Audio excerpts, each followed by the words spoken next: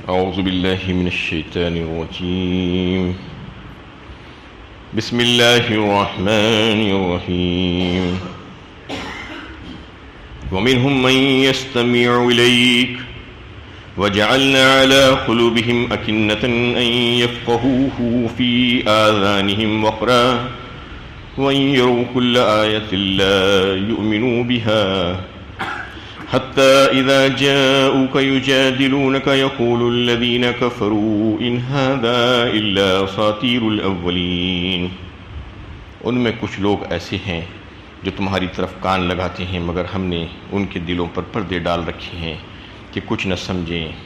اور ان کے کانوں میں گرانی ڈال دی ہے. وہ ہر قسم کی نشانیاں دیکھ لیں جب بھی ان پر ایمان لانے والے نہیں، یہاں تک کہ جب تمہارے پاس آ کر تم سے جھگڑتے ہیں تو یہ کافر کہنے لگتے ہیں کہ یہ تو اگلے لوگوں کے افسانے ہیں. یہ سورہ انعام کی 25 نمبر کی آیت ہے. اس میں ان کفار کا حال بیان فرمایا گیا ہے کہ ان لوگوں میں سے کچھ لوگ تمہارے پاس آ کر قرآن بھی سنتے ہیں، کان لگاتے ہیں تمہاری طرف، لیکن مقصد ان کا طلب ہدایت نہیں ہوتا، ایسے ہی آتے ہیں دیکھنے کے لیے. تو اس وجہ سے ان کے دلوں کے اوپر ہم نے پردے ڈال دیے ہیں اور ان کے کانوں میں گرانی رکھ دی گئی ہے، ڈانٹ لگا دیے گئے ہیں، جس کی وجہ سے وہ حق کو سمجھنے اور سننے سے قاصر ہیں. چاہے ان کے سامنے کتنا ہی حق پیش کیا جائے، چاہے کیسے کیسے معجزات ان کے سامنے پیش کر دیے جائیں، بینات پیش کر دیے جائیں، لیکن اس کے باوجود وہ ایمان سے محروم ہی رہیں گے. اس وجہ سے کہ ان کا نیت صاف نہیں ہے، خلوص دل کے ساتھ، اچھی نیت کے ساتھ نہیں آ رہے ہیں، بلکہ کچھ اور مقصد کے تحت آ کر اپنے کان لگا کر سننا چاہتے ہیں. حتی اذا جاؤک یجادلونک یقول الذین کفروا ان ھذا الا اساطیر الاولین. اور یہاں تک پہنچ جاتے ہیں بات ان کی کہ تمہارے پاس جھگڑتے جھگڑتے یہ بھی کہنے لگتے ہیں جو قرآن میں پچھلے قوموں کے واقعات اللہ تعالیٰ نے بیان فرمائے ہیں، پچھلے نبیوں کی امتوں کی، اور ان کی تکذیب کرنے کی وجہ سے وہ ہلاک و برباد ہوئے، تو کہتے ہیں یہ تو پچھلے لوگوں کی کہانیاں ہیں، اساطیر الاولین، یہ من مانی من گھڑت باتیں ہیں، اس میں کوئی سچائی نہیں ہے، یہ تک کہہ دیتے ہیں. یہ لوگوں کا حال اللہ تعالیٰ جو بیان فرما رہے ہیں بالکل سورہ مطففین میں جو بیان ہوا ہے، کلا بل ران علی قلوبہم ما کانوا یکسبون، یعنی ان کے دلوں پر زنگ لگ گئے ہیں جو کہا، اسی کے مصداق ہیں. یہ اپنی بات کو سمجھنا نہیں اور حق کو جھٹلا دینا، جھٹلاتے نوبت یہاں تک پہنچ جاتی ہے کہ اب حق اندر جا ہی نہیں سکتا، دل پر ایک غلاف چڑھا دیا جاتا ہے. اس کی وجہ سے اس کے بعد حق بات سمجھ میں نہیں آتی، حق کو سمجھنے سے قاصر ہو جاتی ہیں وہ لوگ. ویسا ہی سورہ مطففین میں اللہ تعالیٰ نے فرمایا کہ زنگ لگ گئے ہیں ان کے دلوں کو، اس لیے ان کو جو ہے بات سمجھ میں نہیں آتی. اللہ کے نبی صلی اللہ علیہ وسلم نے ایک حدیث میں جو بات فرمائی کہ بندہ جو ہے جب گناہ کرتا ہے اور گناہ کرنے کے بعد اس کے دل پر ایک سیاہ نقطہ لگا دیا جاتا ہے، اور اگر وہ اللہ تعالیٰ سے فوراً رجوع ہوتا ہے، توبہ کرتا ہے، معافی مانگتا ہے، شرمسار ہوتا ہے اپنے کیے پر، تو اللہ تعالیٰ اس پر، اس کے دل پر جو سیاہ نقطہ لگایا تھے اس کو مٹا دیتے ہیں. اور اگر وہ ایسا نہیں کرتا اور مزید گناہ پہ گناہ کیے جاتا ہے تو مزید اور ایک گناہ کرنے پر اور ایک سیاہ نقطہ. اس طریقے سے ایک وقت ایسا آ جاتا ہے کہ اس کا سارا دل سیاہ ہو جاتا ہے. اب اس میں حق کے جانے کی توفیق سلب کر لی جاتی ہے، اب اس کے اندر حق نہیں جا سکتا، پورے کا پورا سیاہ اور کالا ہو جاتا ہے. ایسی کیفیت ان لوگوں کی ہو رہی ہے. یہ بتایا جا رہا ہے جو قرآن کے ساتھ مذاق کر رہے ہیں، آپ کی محفل میں آ کر بیٹھتے ہیں، سننے کی کوشش کرتے ہیں. اس میں ان تمام لوگوں کے لیے بھی تنبیہ ہے جو اس قسم کی حرکتیں کرتے ہیں. دنیا میں لوگوں کے پاس جاتے ہیں قرآن سننے کے لیے، ان کا مقصد ہدایت حاصل کرنا نہیں، ہدایت کی طلب نہیں، بلکہ دیکھنا چاہتے ہیں کہ کیا کہہ رہا ہے، سنیں گے جا کر. اس کو یعنی اعتراضات کرنا، اس کو غلط ثابت کرنے کی کوشش کرتے رہنا، یہ مقصد اور منشا ہوتا ہے بہت سے لوگوں کا. کوئی اگر ایسا کرنے کی کوشش کرتا ہے تو اس کو سمجھ لینا چاہیے کہ اس کو ہدایت ہرگز ہرگز ملنے والی نہیں ہے اس کتاب سے، وہ گمراہ کا گمراہ ہی رہ جائے گا، کیونکہ جو اچھی نیت کے ساتھ جو ہے جائے گا اور قرآن کو سنے گا کہ اللہ کا کلام ہے، اس سے مجھے ہدایت ملنے والی ہے، تو پھر جو ہے یقیناً اس کو ہدایت ملے گی۔ ورنہ جو ہے کتنی ہی دلیلیں پیش کر دے، دائی کتنی وزنی دلیلیں پیش کر دے، اس کے باوجود بات دل میں اتر ہی نہیں سکتی۔ یہ جو ہے اللہ تعالیٰ کی مقرر کردہ قانون ہے، قانون فطرت کے تحت رونما ہوتا ہے کہ اللہ تعالیٰ کو اس طرح جو ہے اس کے دلوں پر پردے ڈال دیتے ہیں اور کانوں میں گرانی ڈال دیتے ہیں کہ اب وہ حق بات کو سمجھنے سے قاصر ہو جاتا ہے۔ وَهُمْ يَنْهَوْنَ عَنْهُ وَيَنْأَوْنَ عَنْهُ وَإِنْ يُهْلِكُونَ إِلَّا أَنفُسَهُمْ وَمَا يَشْعُرُونَ، وہ دوسروں کو بھی اس سے روکتے ہیں اور خود بھی اس سے دور رہتے ہیں۔ اس طریقے سے وہ اپنے ہی کو ہلاکت میں ڈال رہے ہیں مگر ان کو اس کا شعور نہیں ہے۔ جیسا کہ سورہ حامیم سجدہ 24ویں پارے میں اللہ تعالیٰ نے ان کفار کا قول نقل کیا، وَقَالَ الَّذِينَ كَفَرُوا لَا تَسْمَعُوا لِهَٰذَا الْقُرْآنِ وَالْغَوْا فِيهِ لَعَلَّكُمْ تَغْلِبُونَ، کافر کہتے تھے کہ اس قرآن کو مت سنو، یعنی ان کے پاس مت جاؤ، اللہ کے نبی صلی اللہ علیہ وسلم اور قرآن سے روکتے تھے وہ لوگ۔ یہاں پر بھی اسی کا تذکرہ آ رہا ہے کہ جیسا کہ کافر کہتے ہیں، ان کا قول وہاں پر نقل کیا گیا ہے، وَقَالَ الَّذِينَ كَفَرُوا لَا تَسْمَعُوا لِهَٰذَا الْقُرْآنِ، اللہ کے نبی صلی اللہ علیہ وسلم جب لوگوں کو قرآن سناتے تو لوگ گرویدہ ہو جاتے اور آپ کے اوپر ایمان لائے بغیر نہیں رہتے۔ تو وہ لوگ یہ چاہتے تھے کہ قرآن ہی نہ سنے لوگ، کیونکہ اگر جائیں گے قرآن سنیں گے تو پھر نیا پلٹ جائے گی۔ وَقَالَ الَّذِينَ كَفَرُوا لَا تَسْمَعُوا لِهَٰذَا الْقُرْآنِ وَأَلْغَوْا فِيهِ لَعَلَّكُمْ تَغْلِبُونَ، شور مچاؤ، خوب ہلا گلا کرو تاکہ تم غالب ہو جاؤ، بات ہی سنائی نہ دے، کان پڑے آواز سنائی نہ دے، اس طریقے سے گڑبڑ مچاؤ، یہ کہتے تھے۔ تو یہاں پر بھی اس آیت میں اللہ تعالیٰ انہی قسم کے لوگوں کا تذکرہ فرما رہے ہیں۔ وہ کفار اور مشرکین یہ چاہتے ہیں کہ آپ صلی اللہ علیہ وسلم سے لوگ، عام لوگ دور ہو جائیں اور قرآن سے دور ہو جائیں۔ وَإِن يُهْلِكُونَ إِلَّا أَنفُسَهُمْ وَمَا يَشْعُرُونَ، خود بھی اس سے دور رہتے ہیں، لیکن یہ سمجھ رہے ہیں کہ آپ صلی اللہ علیہ وسلم کا نقصان کر رہے ہیں۔ اس میں اللہ کے نبی صلی اللہ علیہ وسلم کا کچھ بگاڑ ہونے والا نہیں ہے، بلکہ یہ خود اپنے آپ ہلاکت میں پڑ رہے ہیں، اپنی ذات کو، اپنی جان کو ہلاک کر رہے ہیں، لیکن اس کا شعور ان کو نہیں ہے، یہ بتایا گیا۔ وَلَوْ تَرَىٰ إِذْ وُقِفُوا عَلَى النَّارِ فَقَالُوا يَا لَيْتَنَا نُرَدُّ وَلَا نُكَذِّبَ بِآيَاتِ رَبِّنَا وَنَكُونَ مِنَ الْمُؤْمِنِينَ،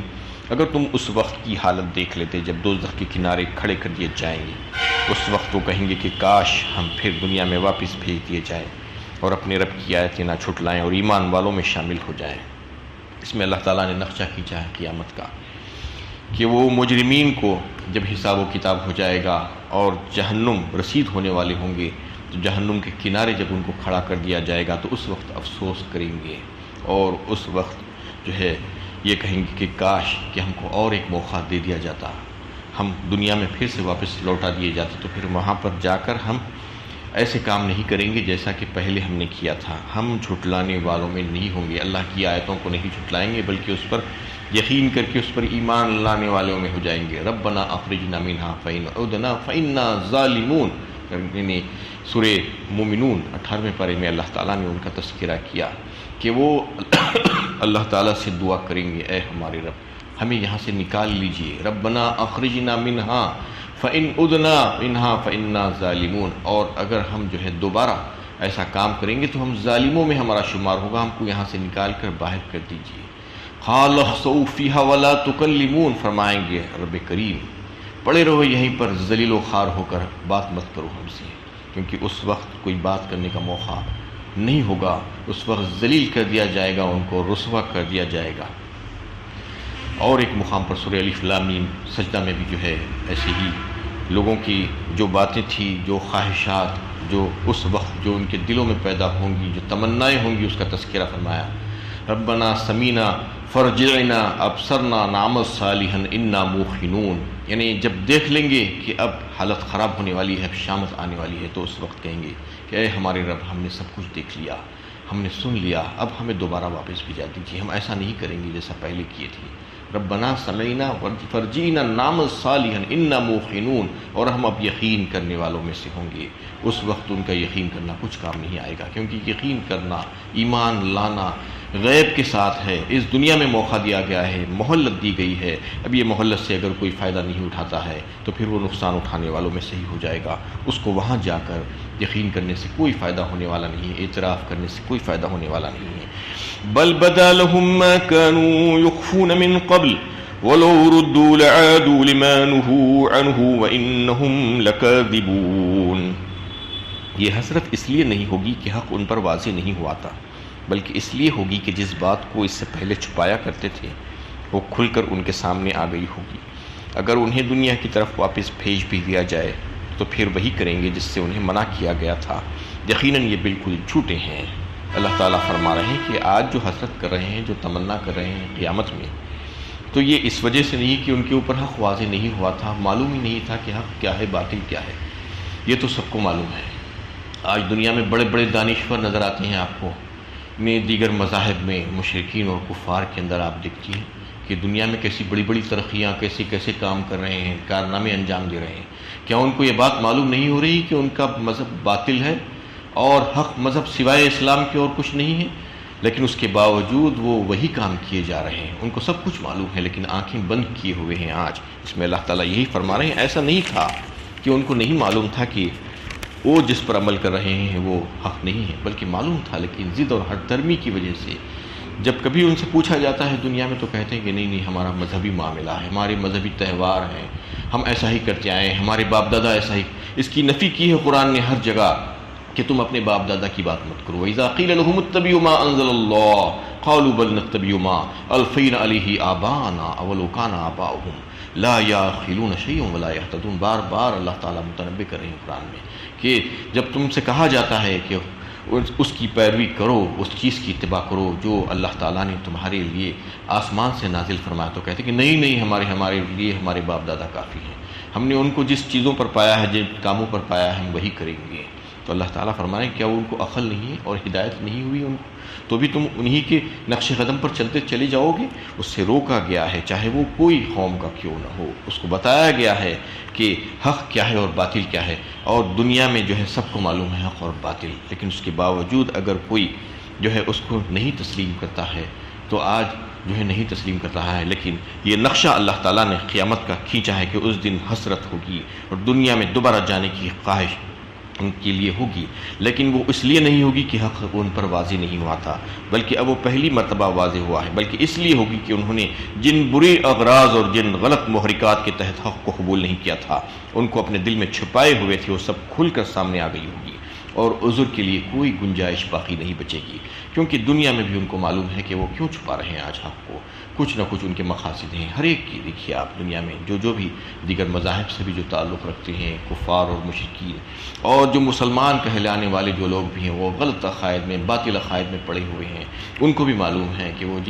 جن راستے پر چل رہے ہیں وہ راستہ صحیح نہیں ہے، درست نہیں ہے، قرآن اور سنت کے مطابق ہمیں ایسا نہیں کرنا چاہیے، لیکن اس کے باوجود وہ کر رہے ہیں۔ تو آج وہ جو ہے کچھ نہ کچھ مقصد لے کر اپنا چل رہے ہیں، اپنی زندگی گزار رہے ہیں، لیکن وہاں جانے کے بعد یہ نقشہ ان کے سامنے آ جائے گا۔ اللہ تعالیٰ آج ہی جو ہے بتا رہے ہیں کہ اس وقت جو ہے اپنا انجام دیکھ کر حسرت کرنے سے پہلے یہ ہے کہ آج ہی تم دیکھ لو کہ آج تم جو کام کر رہے ہو، جو مشرکانہ مذاہب اختیار کیے ہوئے اور جو باطل عقائد میں تم پڑے ہوئے، ہوش میں آ جاؤ، کیونکہ آج اللہ تعالیٰ نقشہ کھینچ کر بتا رہے ہیں۔ اللہ تعالیٰ بڑے شفیق مہربان ہیں کہ وہاں پر جانے سے پہلے بتایا جا رہا ہے کہ وہاں پر یہ حالات پیش آنے والے ہیں، اور اس وقت تم کو افسوس ہوگا، حسرت ہوگی، لیکن وہ حسرت تمہارے کام نہیں آئے گی۔ آج اس قسم کی ضد اور ہٹ دھرمی مت کرو، بلکہ حق کو قبول کرو۔ حق جب سامنے آ جائے تو ایک شریف انسان کا کام یہ ہے کہ اس کو قبول کر لے، اس میں پس و پیش نہ کرے، اس میں کٹ حجتی نہ کرے، اس کو جو ہے نیچے ڈالنے کی کوشش نہ کرے، بلکہ حق کو قبول کر لینا یہ عین عقل مندی ہے۔ ورنہ جو حق کو قبول نہیں کرتا وہ چاہے کتنا دانشور کہلائے دنیا میں، وہ جو ہے بیوقوف کا بیوقوف ہی رہے گا، احمقی کہلائے گا، دنیا میں تو بہت ترقیاں کرے گا، لیکن وہاں جانے کے بعد اس کو معلوم ہوگا کہ وہ مجرم کی حیثیت سے اللہ کے پاس جا کر کھڑا ہوا ہے۔ اللہ تعالیٰ ان ایسے کام کرنے سے ہمیں بچائے، اور حق کو حق اور باطل کو باطل کر کے ہمارے سامنے لا دے، اور حق کو قبول قبول کرنے والا اور باطل کو ٹھکرانے والا ہمیں بنا دے۔ وآخر دعوانا ان الحمد للہ رب العالمین۔